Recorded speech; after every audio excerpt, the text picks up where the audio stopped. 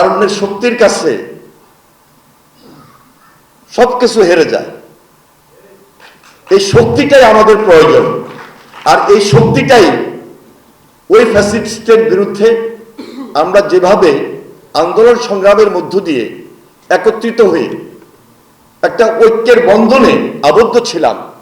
বিশেষ করে এই জায়গায় আমাকে বলতে হয়, এই ঐক্যের একজন বড় নায়ক ছিলেন জনাব তারেক রহমান। এখন পর্যন্ত যতই ওনার সঙ্গে কথা বলি, তিনি এই ঐক্য বিনষ্ট হওয়ার জন্য কোনোভাবেই রাজি নয়। এই ঐক্যকে আরো কঠিন এবং ইস্পাত কঠিন সুদৃঢ় ঐক্য নিয়ে আসার জন্য এখন পর্যন্ত আমাদেরকে পরামর্শ দিয়ে যাচ্ছেন।